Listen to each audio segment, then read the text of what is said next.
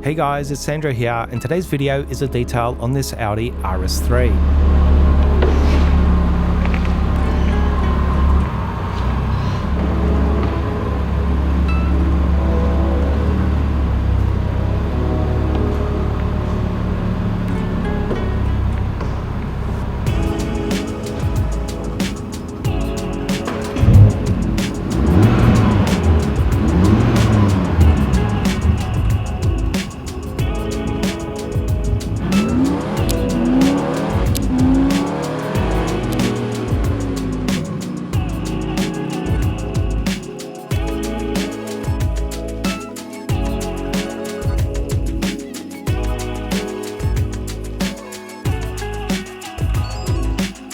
So let's start with a little info about this current job. This brand new 2024 Audi RS3 was ordered way back in 2022. Now back then, there was about a 12-month wait if you wanted a new RS3. But if you wanted it in this more exclusive Audi Goodwood green color, that would not only add an extra 6 to 12 month wait, but also command an extra $9,000 in price. So that's what really makes this a rare one of two RS3 in Australia. The fact that only 2 people were willing to wait so long and fork out that extra money to own it. Now the person who originally ordered this car gave up on it after frustrating delays. So the current owner, who actually went in to buy a different Audi, was offered this car that was sitting in the showroom and snapped it up. One man's loss is another man's gain. Now the new owner of this RS3 also owns quite a rare blue Audi R8 that I've also worked on, which is his weekend driver. But this Goodwood green RS3 will be his daily driver, and as such he really wants it well protected and to look its best. In a nutshell, this is going to be one of the biggest new vehicle protection packages I've ever done, not only because all the wheels, engine bay, glass, door jambs and interior will all be prepared and coated, but also because all the exterior paint and trims will be corrected prior to paint correction film being applied. This was about a 2-week journey that I really hope you guys enjoy having a look at, and let's get to it.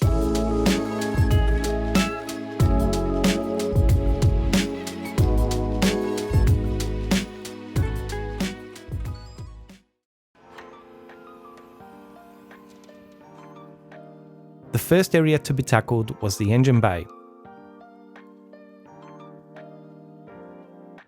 The benefit of ceramic coating an engine bay is that it tends to better resist things like oil, grease and other grime from bonding to it, and makes cleaning it far easier moving forward.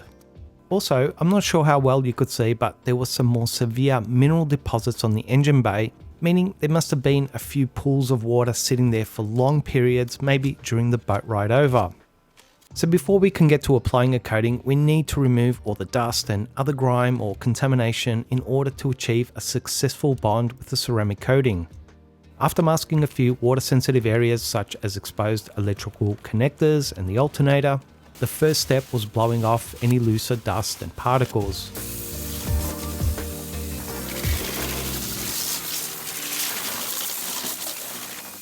Then it was straight into the cleaning process. Now being that this is a new vehicle, it really shouldn't require anything more than a quick touchless clean.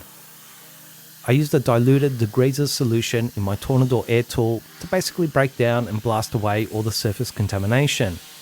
In most cases, if you're dealing with just light to moderate grime, this will be more than adequate to perfectly clean almost any engine bay.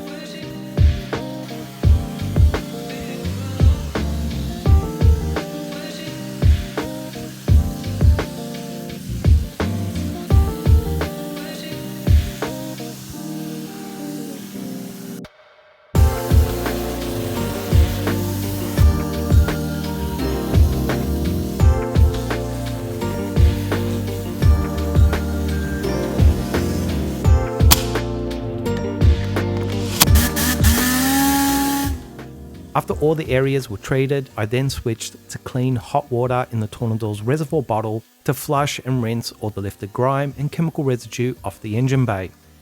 I've mentioned this in many past videos, but the greatest advantage of the Tornador here is its ability to not only safely clean, but also safely rinse down an engine bay with so little liquid or water. Here I used about 200 ml of liquid combined. I then grabbed my blower and a microfiber cloth to dry the engine bay down.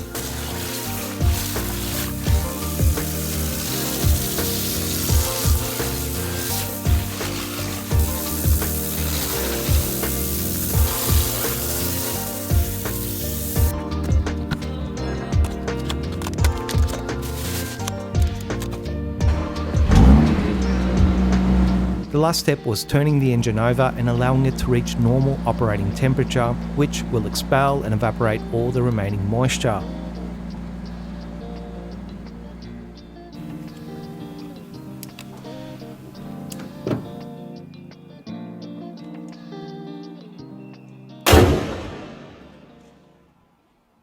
Rolling.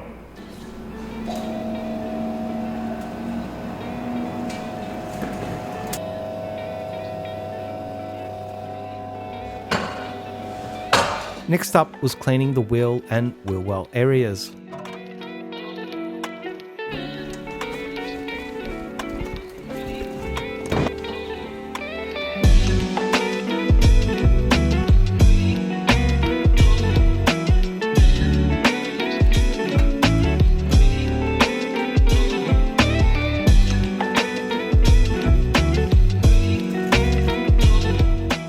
What the owner opted for here was having the entire inner and outer wheel rims as well as the wheel brake calipers ceramic coated. This car actually has done a few hundred kilometers, so although there's no heavy grime, there's still a little traffic dirt and brake dust that does need to be removed. I started by giving the whole inner wheel well area a good thorough rinse down. I then pre-treated the entire area with both my degreaser and wheel cleaner.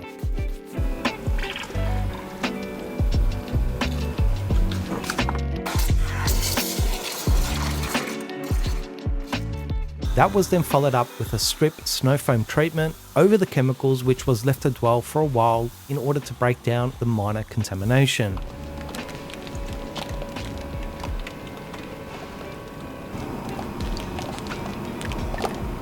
I then used a selection of brushes to quickly agitate and remove all the dirt quite easily and effectively before giving the whole area a great final rinse down.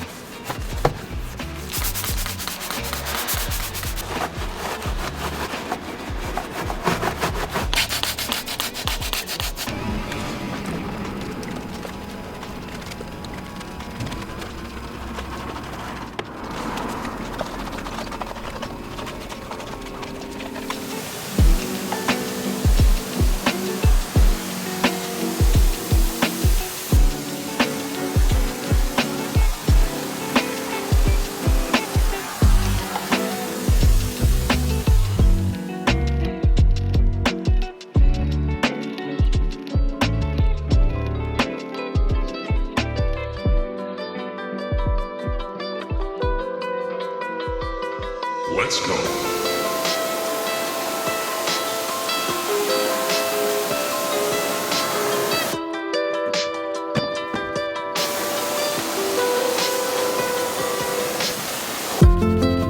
When it came to cleaning the wheels, it was once again a very similar scenario and process. I started with a rinse, moved on to my chemical applications, and then used a variety of brushes to give the wheels a very safe but very effective clean.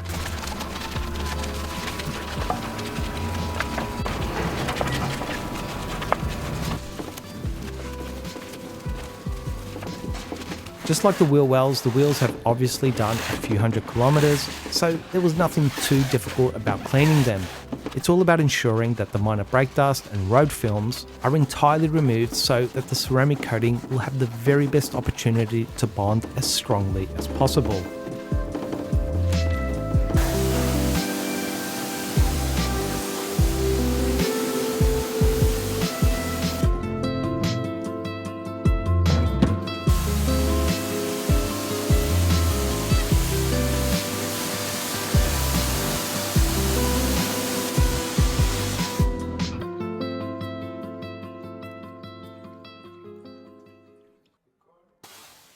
Now just before we get to the exterior clean, I wanted to show you that, unknown to me at the time, this car seemed to have a dealer installed ceramic coating, which certainly isn't ideal before applying paint protection film, as it will cause bonding issues.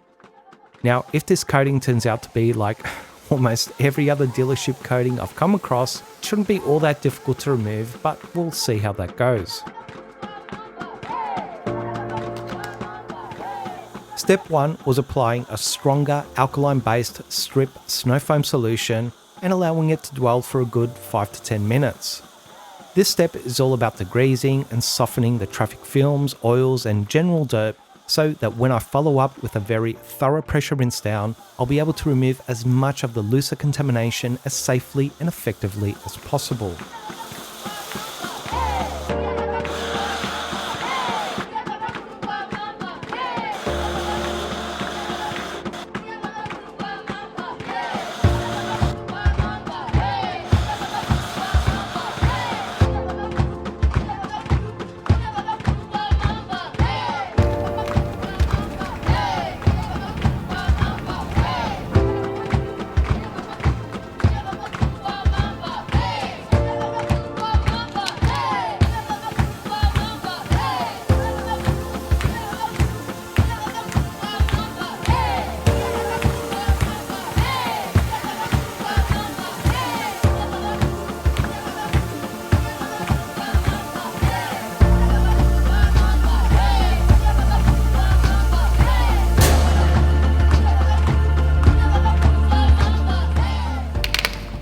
Step 2 was using a stronger acid-based car wash soap during a hand wash process that's more effective at tackling water or mineral spot deposits, as well as treating more general grime and breaking down less durable car waxes and sealants.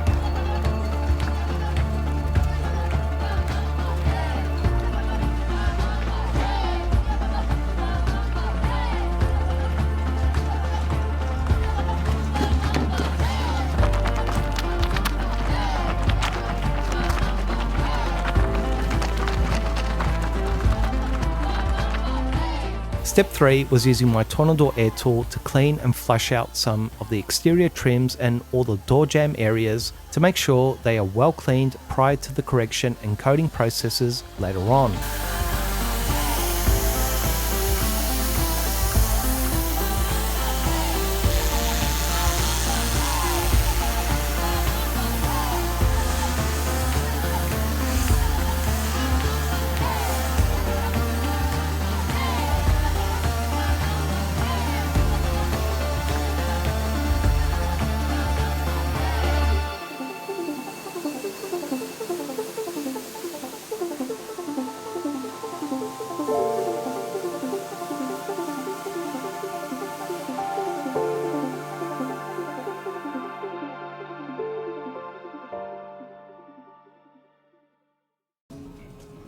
Now, after this 3-step cleaning process, I inspected all the paint, glass and trims, and they all looked and felt perfectly clean, which in many cases is all that's required to wash and decontaminate a brand new car.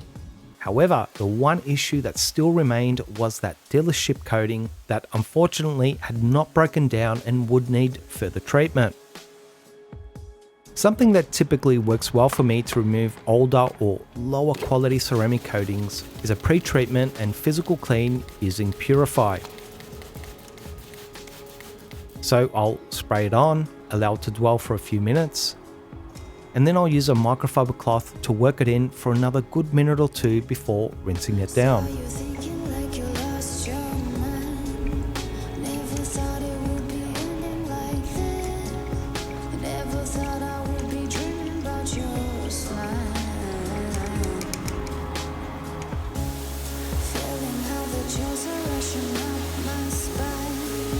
When I saw you dancing into the fire.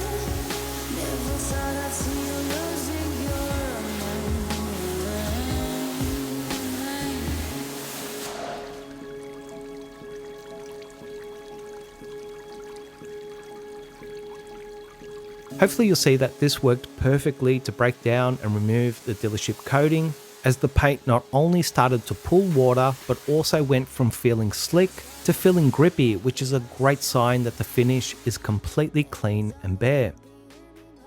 Now, to treat all the paint and trims to this further strip down process, it did add a good 45 minutes to this decontamination stage. But my advice is, if you can chemically strip a coating, it's way better than collecting it in your polishing pads, as it can cause issues during the paint correction process.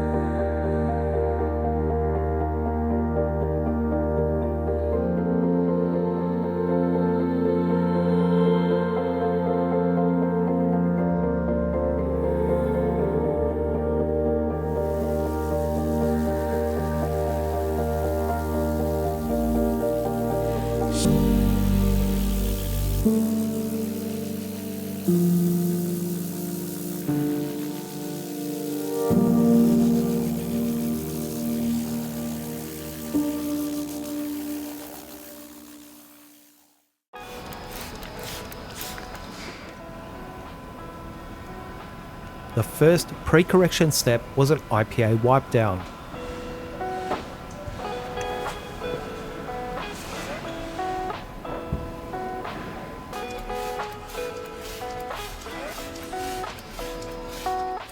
When you're trying to pursue high-end results, every little variance has a cause and effect. So my process is always trying to eliminate as many variables as possible. An alcohol-based wipe down removes things like detergent and chemical residue, as well as water spots, kicked up dust and dirt that's all normal to have after an intensive wash and drying process, but will get into your polishing pads if not removed.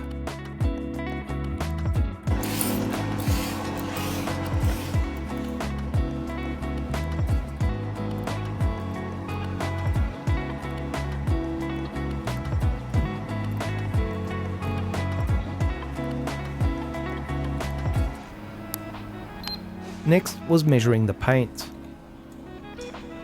With a new car, here I'm just making sure there's no unforeseen issues or unknown repairs or resprays I need to be aware of. And trust me when I say that I've detailed many brand new cars that have had repair work unknown to the owners. In this case, however, everything looked as it should, with the alloy panels with no primer having thinner but still very good thickness readings, and the steel panels actually having very thick readings, particularly in the door jambs, which is quite uncommon, but my guess is it's because of the special Goodwood green paint that does in fact look to be a better paint job than your standard Audi.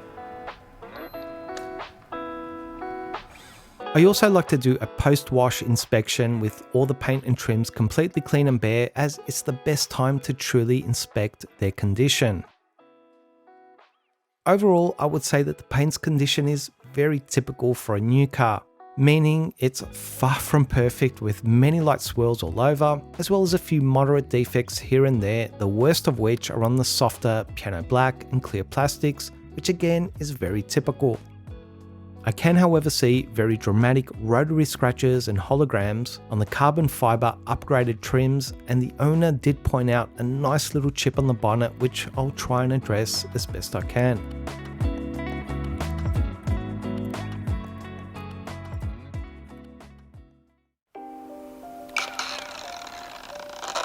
So onto the paint correction process.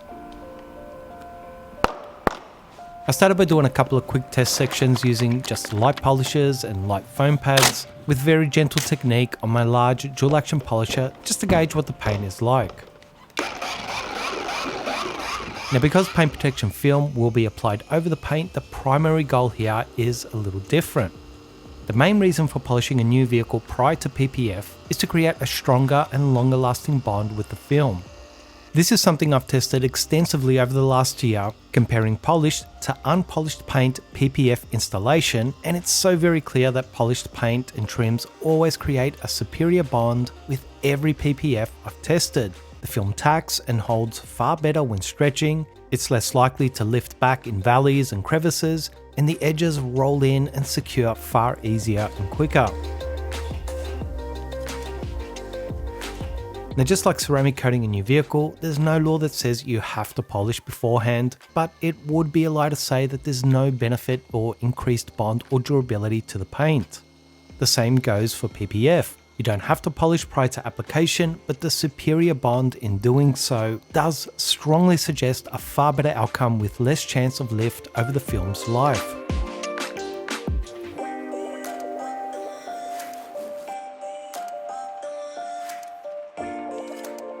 Now I know it's quite difficult to see the results in the footage, but both test sections I performed were able to eliminate just about all the minor defects and amplify the gloss and saturation almost identically. You'll also hopefully see as the paint correction progresses that this Goodwood green paint took on a slightly warmer golden hue after removing the minor defects and boosting the gloss, which I thought looked just stunning. But in a nutshell, this paint turned out to be medium to hard, which basically means it's not very fussy or sensitive in being able to finish down perfectly. But it's also not rock hard that you need to use overly aggressive pads and compounds to remove just minor defects. As such, I chose to go with the last detail final polish for the green paint that tends to dust less, helping to minimize loose particle issues during the PPF application. I also think it's important to mention that PPF will mask almost all the minor defects like swirls, scratches, haze, and so forth, which brings up the question as to why you'd even bother polishing the vehicle to a high standard.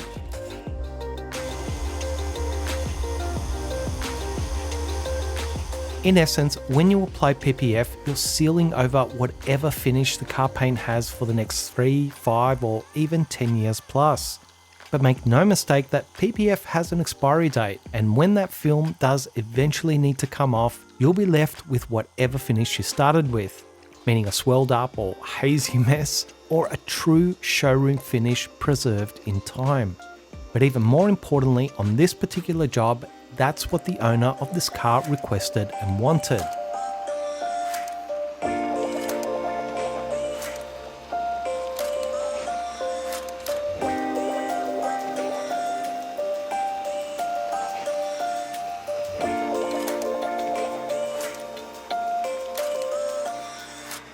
Now apart from the green paint, the piano black and clear plastic trims also needed to be corrected and will also have PPF applied.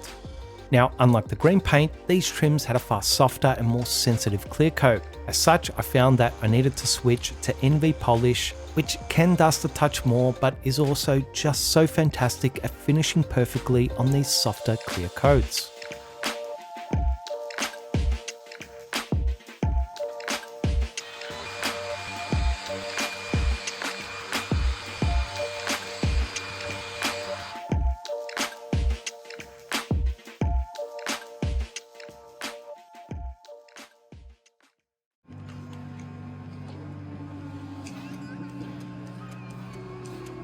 Now, there was also the issue of that unfortunate little paint chip on the bonnet.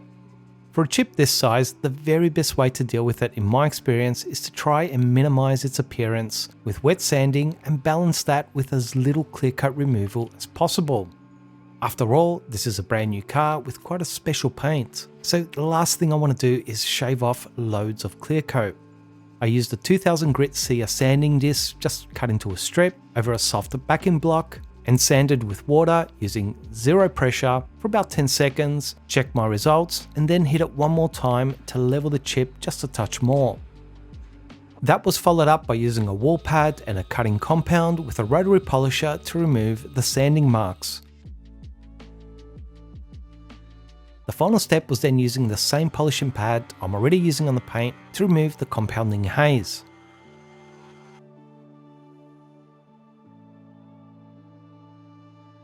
Now, if you know the chip is there, you can still spot it if you kind of squint, but I still think it was such a good result with so little clear coat sacrificed.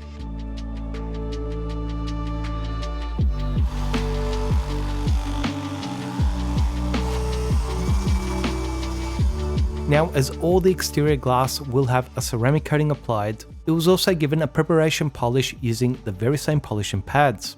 Once again, this is primarily about deep cleaning the glass with superfine polishing abrasives that will allow the coating to etch and bond to the glass with great success.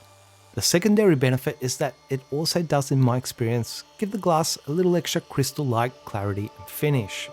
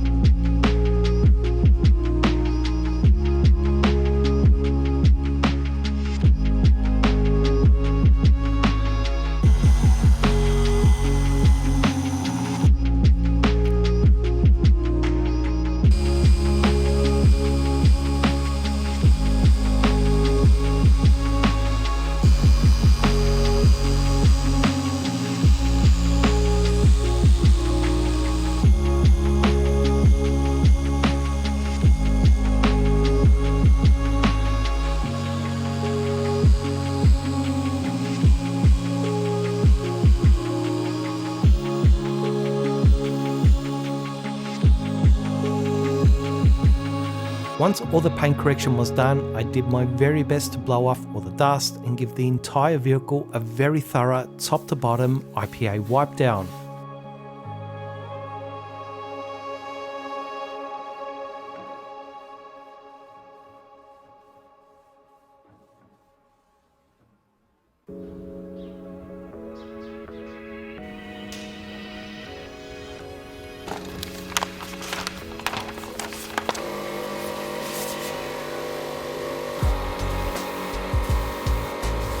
With my part done on the decontamination and polishing preparation side of things, it was then time for John and Mia, his apprentice, to get stuck into the very time-consuming full vehicle PPF installation.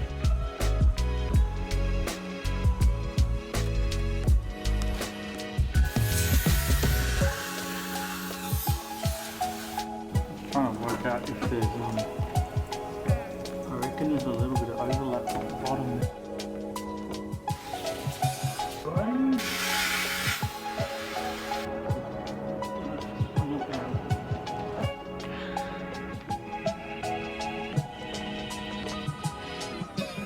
Some of you guys may have seen a detail I did on a Ford Ranger Raptor a few months back, where John also installed the PPF.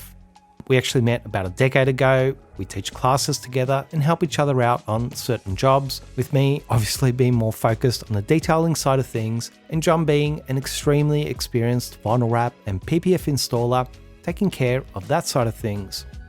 So the paint protection film being used is CarPro Immortal, but if you want a more comprehensive rundown on the film, which I've been part of testing quite thoroughly for about 18 months now, have a look at that video on the Ranger Raptor, as I do discuss why I think it's just such an outstanding film that CarPro has absolutely nailed.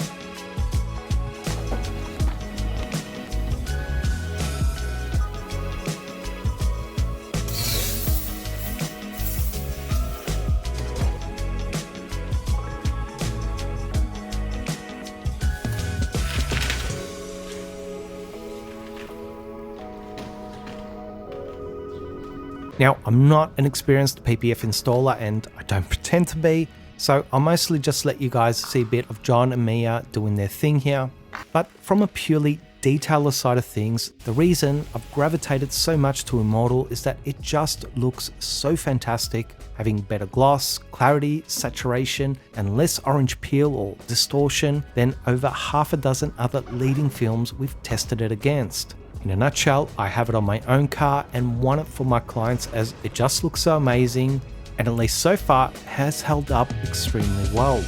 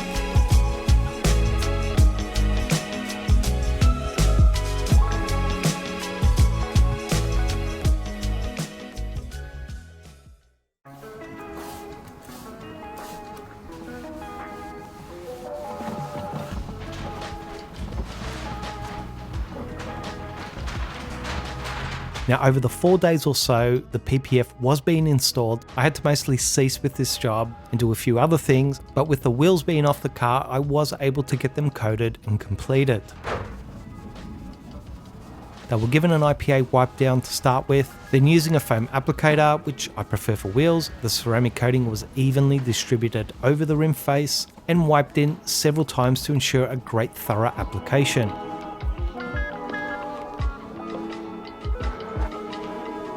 Being quite a quick flashing coating, it was ready to be leveled down within about a minute or so, using a first cloth to quickly gather up the majority of the excess coating and a second cloth to buff the finish clean and clear.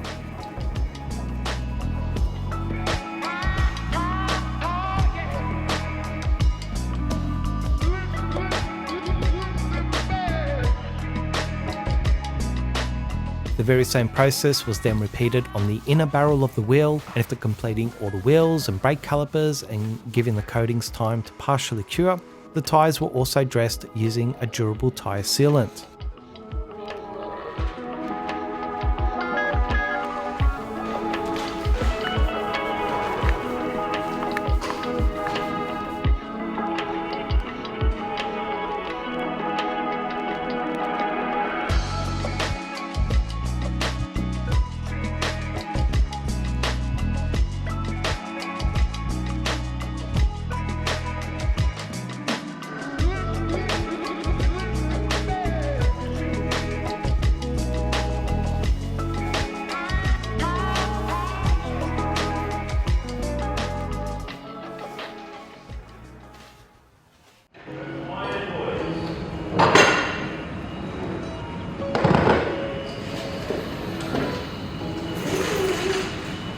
Next up was ceramic coating the engine bay.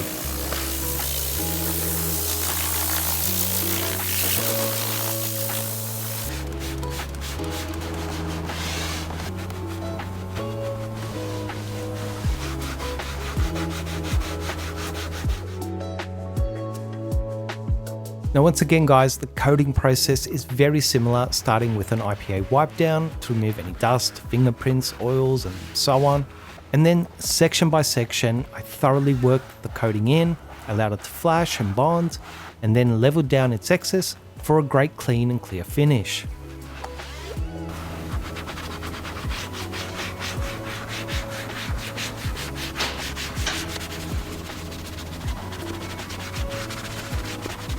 I'm also using the very same coating, as I do find it works well for wheels, brakes, engine bays, certain trims and even door jambs. I'll certainly have some more finished shots of the engine bay at the end, but I think it just looked so rich and saturated after this process, and I was really happy with the result.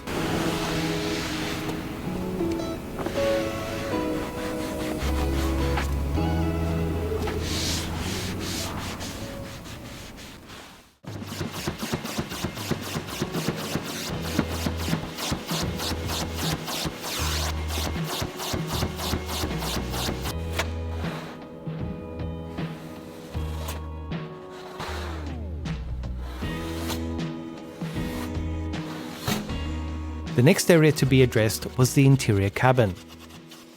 Now again, being a new vehicle, it really shouldn't require too much work, but it's still extremely vital that all the surfaces are clean and clear so that the interior coating will bond as effectively as possible. I started with a vacuum and dusting to collect and remove all the minor dirt and loose particles. Next was a light cleaning process. A leather cleaner such as NV Cleanse is quite gentle, but on a relatively new vehicle you will find that it's more than adequate to clean all the leathers, plastics, rubbers, vinyls and so on. So don't think you always have to use a different or stronger cleaner for certain areas, as a gentle leather cleaner on a mildly dirty vehicle can be all that's needed.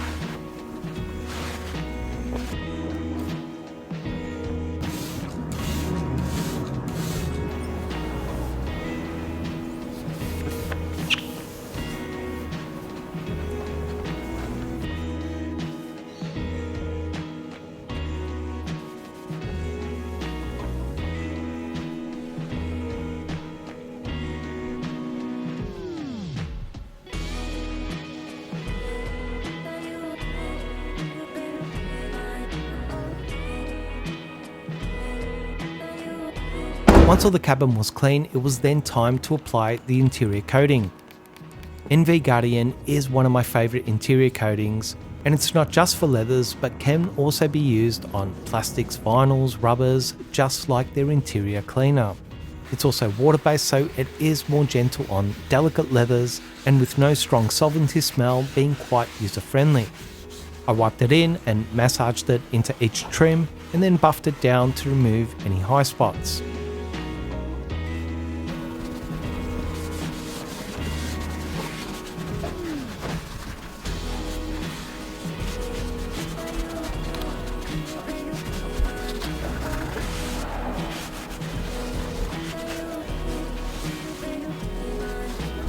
As with everything here guys, you can be the judge of the results, but I think it just looked so nice, adding a lot of richness and darkness to the finish with zero gloss, and in my experience it should last a good year or two.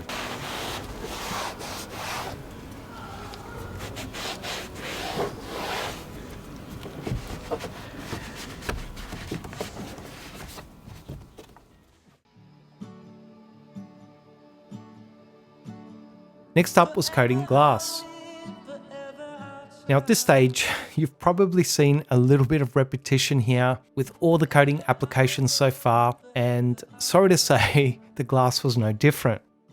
I used CarPro G-Force, which is quickly becoming one of my all-time favorite glass coatings due to its easy application, extreme slickness and great performance that also seems to avoid wiper chatter very well. With the front windscreen, I broke it down into 4 sections, giving each section 2 layers of the coating in total.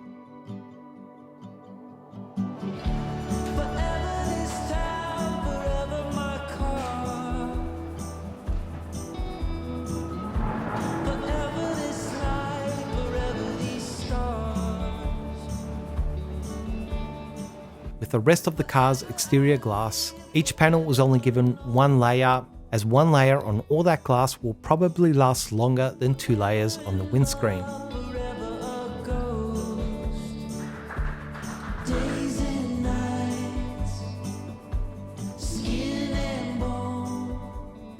Did I mention that this was one of the biggest new car details I've ever done? Stick with me guys, as we're almost there. A couple of the finishing steps were applying a ceramic coating to a few of the trims and door jamb areas, basically anywhere that the PPF wasn't applied, and the very final step was a wipe down of all the PPF using a quick detailer. As I've mentioned before, PPF tends to look its worst immediately after installation and its best about a month later. But even as I stood back after doing my final wipe and taking some final footage, I think the car just looked so amazing, and even the owner, who has had his past cars ceramic coated and PPF'd, commented just how good this one looked in particular after this very long and laboursome process. You can't really ask more than that. Great results, happy client, and a job you can be truly pleased with. I'll leave you with the final finished shots of the car, and if you enjoyed this video and would like to say thanks and help support future content, you can do so by buying me a coffee at buymeacoffee.com/ccad, in which I'll have a link to in the description box. You can alternatively hit the thanks button below the video, and if you could take the time to give the video a like and leave a comment, just saying thanks if nothing else, that would be greatly appreciated.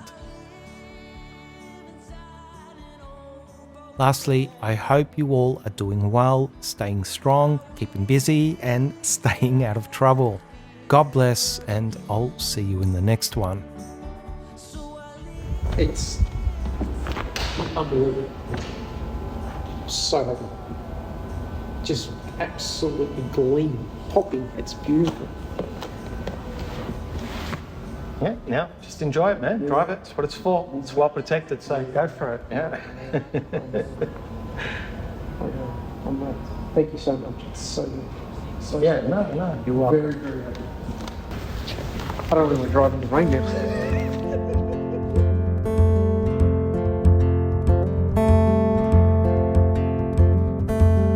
Woke up this morning with the sunrise in my eyes. Just like a new day, a breath of fresh air in my life. I don't know how, don't know why, but I'll be toasting all my life.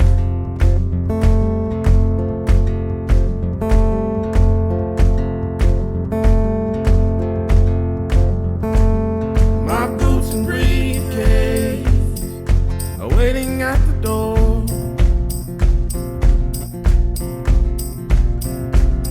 My ride sweeter to meet the one I love. I don't know how and don't know why, but I'll be toasting all my life.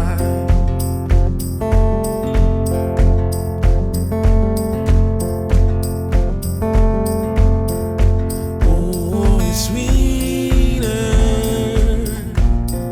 the first time around.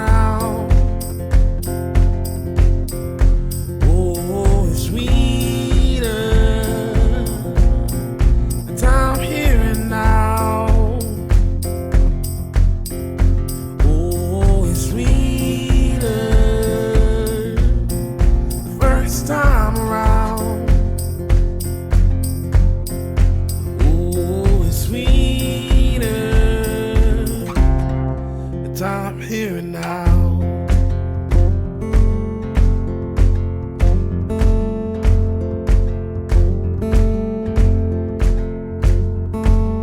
I played the dice right and let the good times roll. One knee and one ring, forever it's our show. I don't know how and don't know why, but I'll be toasting all my life.